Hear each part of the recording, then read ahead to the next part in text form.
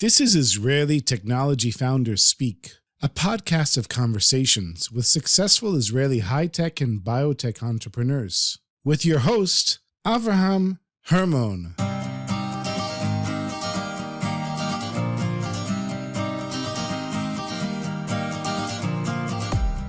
Keren Avriel-Sadan is the CEO and co-founder of Yevul Info, an Israeli Agtech startup that helps growers reduce fertilization by 30% while providing early alerts for crop stress using a smart learning algorithm. The system incorporates imaging cameras, fertilizer control injectors, and sophisticated machine learning. Avraham sat down with Keren in the offices of Yevul Info in Katzrin to discuss how Keren came up with the idea, how she got funded, founded a team, the challenges and future of her startup, tips for founders, and much more.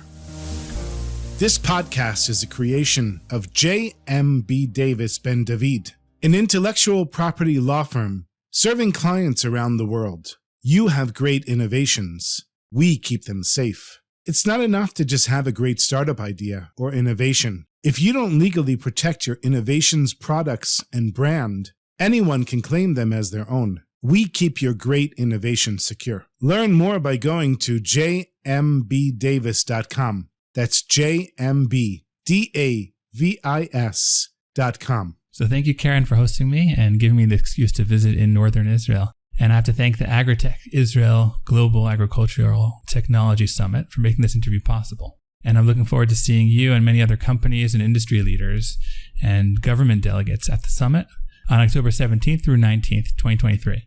And if any of the listeners out there are interested in attending or finding out more, their website is agritechil.com.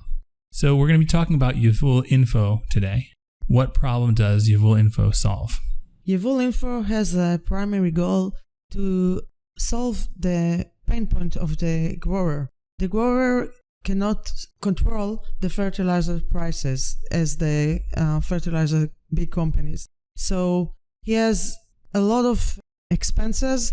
In USA alone, it's 15% of the whole expense. Mm-hmm. Why? Because the parameters that control the plant growth are so many and so not controlled, like very cold weather, like disease, like pesticides, and so on. So in order to make the crop strong enough, the agronomic protocol includes a lot of extra fertilization. Mm-hmm. This extra fertilization not just cause a lot of expenses to the grower, but it contaminates the soil, the water that it drinks, and our planet, of course. Fertilizers cause to a lot of GHG emissions. We're talking about sustainable problem to the world, to the planet. So what you're trying to do is essentially reduce the amount of fertilizer that a farmer will use, but without negatively impacting the yields that the farmer will have. Of course, we proved that the yield would be the same yield exactly as a crop that's been fertilized 100%. So what you're saying is you're going to reduce fertilization use and cost to the farmer, maybe even cost to the consumer in the end? Yeah, I guess I will. But it's more than that. The consumers will have a lot of benefits because our secondary customer is the food company. Mm-hmm. The food company would be able to for a backwards integration for the raw materials in his food. We know that the consumer now look for healthy food, and in that case, the food company can say, we control our raw material because our application can do more than that. We can alert for stress about 2 weeks ahead of time. We are the only one who can do that. We can also predict color, precocity, and the weight of fruits before harvest. Mm-hmm. So the food company is enabled to control the raw material from the starting of the season until the end of the season, until the harvest. In that case, they can say, we have a green product. Mm-hmm. So that's better for the food companies. They can market a product that's better for the environment and potentially more customers will buy from them. Yeah. Okay. Can you speak a little bit about how it works? How does the system work? Having a lot of experience with innovation in this agriculture food and specifically in precision agriculture and due diligence for a lot of startups in this area, I know what is the market expects. The market has a lot of technologies that are very expensive. Drones, sensors, hyperspectral cameras with very high resolution. We bypass all of that. We bypass the high resolution. We do not have initial setup, so we can advise for RGB cameras. They are staring at the crop on top of the greenhouse, and they watch the crop and take the frames every in certain moments, in certain hours. So our algorithm can embed it into all the formulation behind the scenes. Mm-hmm. So the algorithm can translate the pixels into formulations, and then they take out of it the crop health. Mm-hmm. We know what is the crop health status according to the pictures of the leaves. I see. Okay, so you have cameras set up around the greenhouses of the growers, and that's providing data that then you somehow manipulate with your algorithm to give input back to the farmer about growing. Yeah. And about fertilization and irrigation. Yeah. If you imagine that you see me for the first time and you don't know what is my status, am I healthy? Maybe I'm ill. Maybe I got fat. Maybe I got thinner. But you don't know because you see me for first. Due to the fact that I invented a mechanism that can understand the growth habits of the crop, I know in advance what is the status before you see it in your eye. Mm-hmm. Interesting. So it can be still green and looks very healthy, but I can tell you, no, this leaf is going to be yellow in 2 weeks from now because I see that it's not healthy. So you mentioned that you're an inventor. You invented this. Can you explain a little bit about how the idea was born? The algorithm CTO, Ezra Miller, he thought about an idea while studying in the agriculture faculty in Israel. He thought about an idea, how can he bypass all these technologies out there? He thought about what would be the right solution for agriculture techniques to understand the crop health in another way and not the common way that there are today. The common ways that they are using today are samples from the soils, samples from sensors, samples from drones. I mean, all the samples that are taken make it very complicated to understand each place of the plot. I know how to bypass all of that. I can put only one camera above and I can bypass all these samples with the complication is behind the scene. The complication is in our algorithm, which has a lot of mathematical and physics formulations. Mm-hmm. So this is how we thought about it. And he found a way and met and suggested our agronomist, Yochai, that he has a way to develop it. And this is how it started. So you mentioned you have 2 other partners. Can you talk a little bit about how to assemble a team and how you did that? And was that difficult, that process? I think that what the most important thing for me, that I would have very experienced team, very professional team. I'm not looking for, a young person that know how to program an application and he came just out of the garage. I'm looking for a very experienced team that knows what the market needs, that works in this market and understands the pain points of this market. So this is the team I assembled. And in addition to that, I recruit a product manager that actually emphasize exactly what we need for our final product. I know you have industry experience in a large chemical company known as ICL. How is that experience helpful for you to start the startup? After almost a decade in ICL, establishing with the CTO for the first time the global function of ICL about 11 years ago. So I evaluated a lot of startups in this field. I worked with the strategy manager of ICL in order to learn deeply all the trends in the precision agriculture field, and we understood what happens in the market and all the available technologies. We saw what our competitors did in this area, and then we figured out what's missing for us. When I evaluate all these startups out there, it was very difficult for me to find out the right business model that I can say, yes, it's gonna work. Because according to what I saw, I felt like, you're having a surgery, so the surgery succeeded, but the patient died. So it's not enough to have a good technology. You should have the right business model in order to sell it. Right. With Yevul Info, I just found the game changer with the business model, because you don't have initial setup, it's not expensive, therefore the ROI, it's immediately. I see. Yeah. It's interesting because I shared a similar role looking from when I was in a large company in pharmaceuticals, looking at a lot of new projects coming in to the company, and it gave me insight about how a company needs to develop, not only in terms of intellectual property, which is my field, but also how it really needs to position itself to get to the market. So that I think is extremely useful. Let's talk a little bit about patents and intellectual property, and how does that play into your business strategy? Yeah. So this year we filed 2 patents regarding our mechanism of how we understand the leaves or the crops' health while staring, picturing its foliage. Mm-hmm. So the patents, of course, are going to save us from the next technologies that is out there and maybe thinking about the same solution. We found out that this is very important in order to go to the market, and especially before we go to participate in this kind of conference. So you made sure to secure your intellectual property before presenting it and before going to conferences and talking to people about it. Yeah.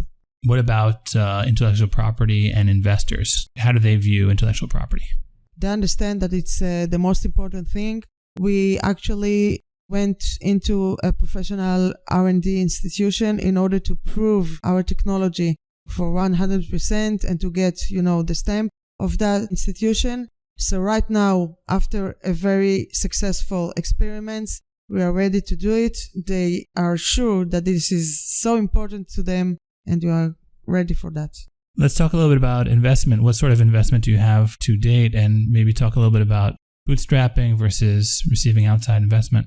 So we applied for the Israeli Innovation Authority in order to participate in the greenhouses program. So we received investment of 3 million shekels, but the Israel Authority, they invested 85% out of that, and our shareholders of these greenhouses, Galil Ofek Innovation in Katzrin, they invested the 15% additional, and they, of course, promised us that because they believed in us so much, so they are going to participate in the next round. That sounds like a good resource to have. In addition to investment, what sorts of input are they providing for you, for your startup? So it's very important because our shareholders have lots of connections in the global market. So they help us with connection in Dubai, in China, in Europe. In addition to that, and the most important thing, my head of director, Avraham, is like a mentor for me. He helps to work with external investors, prepare me to the pitches, and help me to get to them. You're solving a problem that has to do with food and sustainability, and these are problems that exist today and have existed for the last number of years. And what's your thought about investors now in the ag tech space? Are they hesitant to invest? I think that it's a well-known fact that we are in a period that the investments are very difficult to receive. A lot of due diligence or a lot of agreements that were almost signed, they were, exploited at the last moment. Mm-hmm. Money is problematic in all of the ecosystem, but especially now in Israel with all the political situation. So investors are a little bit afraid to put money in this market. So unfortunately, I see lots of startups or entrepreneurs go and look for external investments abroad with the option of establishing a company abroad, which is very sad for the Israeli ecosystem. Well, so why do you think that it's important that startups be here in Israel? Because we as the southern nation, because maybe I'm a Zionist, I don't know, but I think that we should stay and we should stick to our very analytic capabilities. Again, we are the startup nation. We have a lot of high-techs, great brains, and we should keep them here. And we should still maintain the reputation of our country. This is a very little country, but we have a lot of accomplishment, and we should continue and emphasize that. Let's talk a little bit about software as a service, which is the model that you chose for Yevul Info. How do you think that this technology will help the user in the end?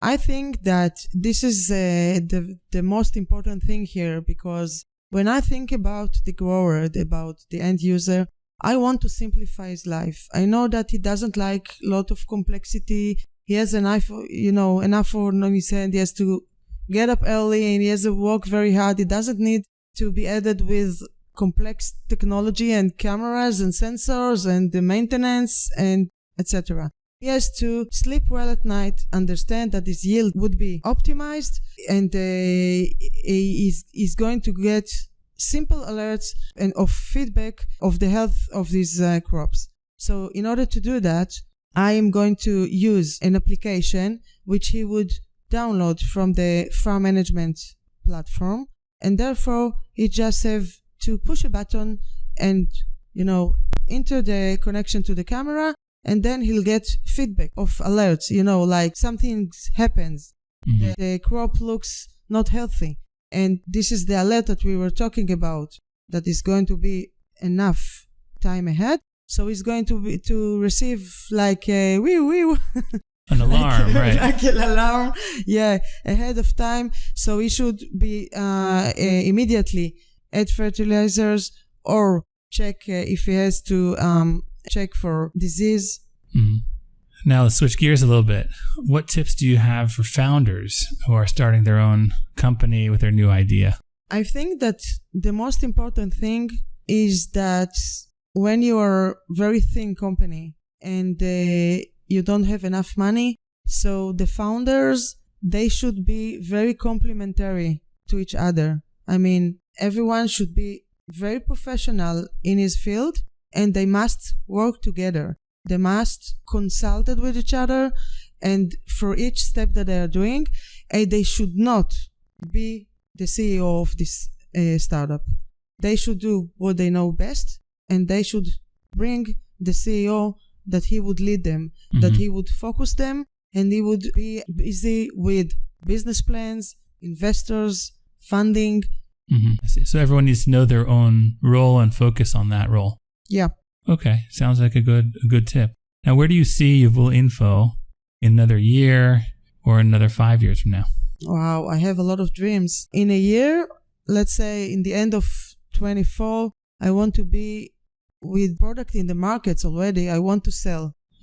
In 5 years, I want a big company. It's surprising, maybe. I'm not talking about exits and like a lot of entrepreneurs, but for me, I see a big company that is very successful with global sales. I want to see our products used in farm management platforms and with food companies that want to control the raw materials. That sounds very good and promising. And I hope that you have continued success. And hopefully we'll talk in another few years and you will have achieved those goals. Amen.